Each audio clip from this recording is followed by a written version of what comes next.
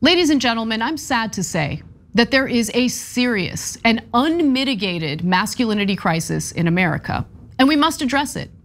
Allow me to present Exhibit A.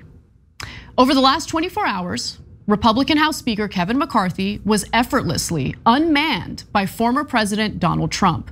Apparently, McCarthy engaged in discourse that Daddy Trump and his supporters found insulting, leading to multiple attempts at walking back his insanely mild statements.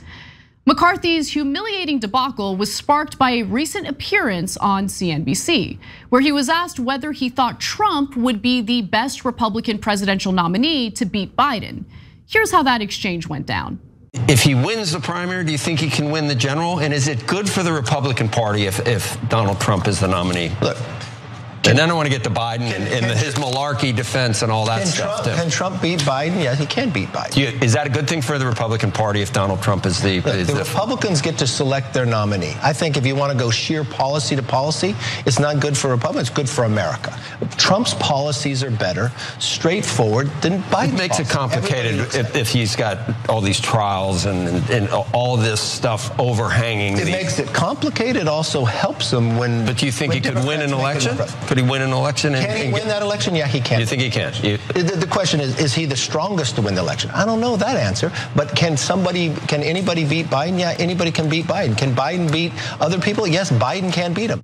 That was it, that was all he said.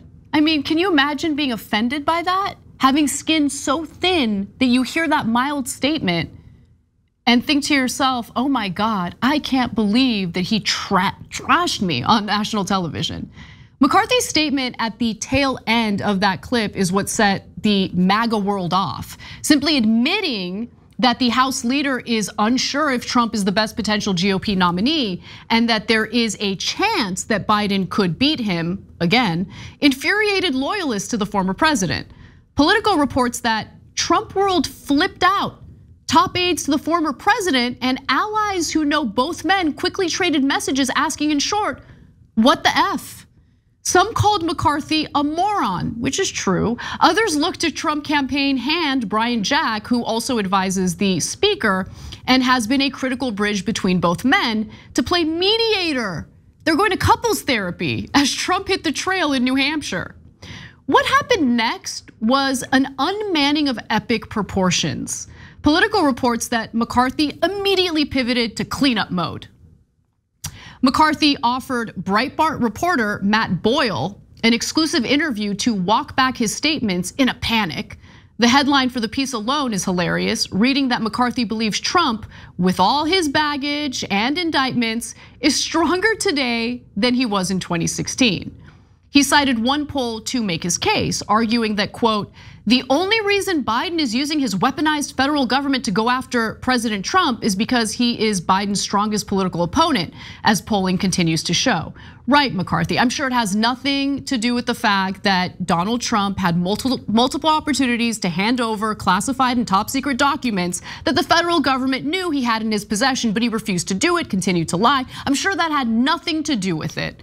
He continues to say, in the context of this Breitbart interview, just look at the numbers this morning. Trump is stronger today than he was in 2016. He continued citing a Morning Consult poll showing Trump ahead of Biden in a hypothetical rematch of the 2020 presidential election, 44% to Biden's 41%.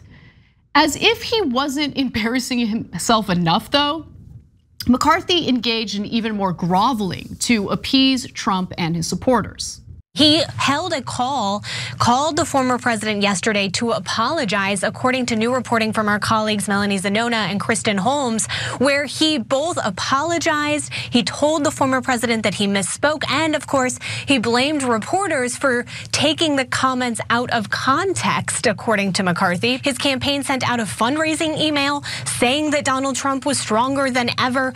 This just goes to show you that Kevin McCarthy knows that his right flank is so important for him to hold on to his speakership. He cannot anger people in his conference who are getting behind the former president, who are fervently behind him at all times, no matter what that means in terms of defending Donald Trump. And that is why Kevin McCarthy went out of his way yesterday to go ahead and apologize to the former president, and then in subsequent interviews make it clear that he does believe Donald Trump could be a strong contender to beat Joe Biden. McCarthy bowing his head to Trump isn't new. He's done this before. Following the January 6 Capitol riots, McCarthy argued that Trump bore responsibility for inciting his supporters. The president bears responsibility for Wednesday's attack on Congress by mob rioters. He should have immediately denounced the mob when he saw what was unfolding. These facts require immediate action by President Trump. Accept his share of responsibility, quell the brewing unrest, and ensure President-elect Biden is able to successfully begin his term.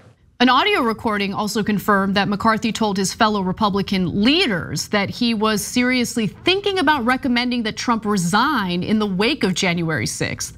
In the January 10th meeting, Wyoming Representative Liz Cheney, who was the chairwoman of the Republican conference at the time, asks McCarthy if there's any chance Trump would resign.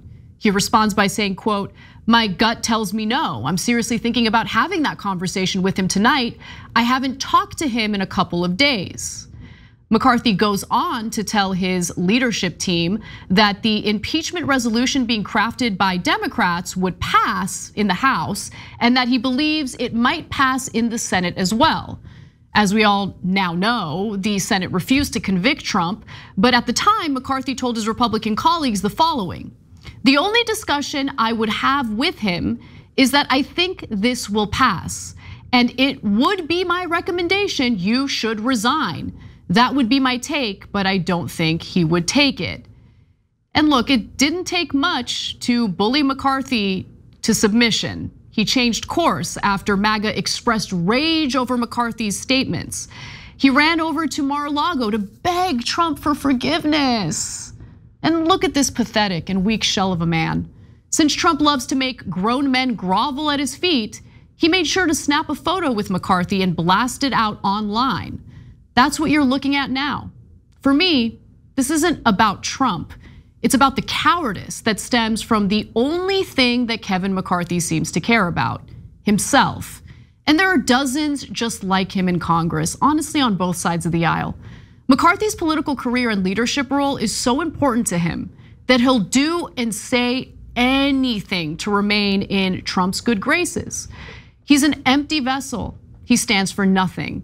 And while it's clear that he wants to maintain power, what good is that power if you can never wield it for what you believe in? I don't know if McCarthy has any values at all. But if he does, he's definitely brushing them aside to publicly uplift someone he obviously despises privately. That's not strength. It's weak, unprincipled, and pathetic. So the next time Republicans want to share their concerns about the masculinity crisis in America, I suggest they look inward first. Thanks for watching The Young Turks, really appreciate it. Another way to show support is through YouTube memberships. You'll get to interact with us more. There's live chat emojis, badges. You've got emojis of me, Anna, John, JR. So those are super fun. But you also get playback of our exclusive member-only shows and specials right after they air. So all of that, all you gotta do is click that join button right underneath the video. Thank you.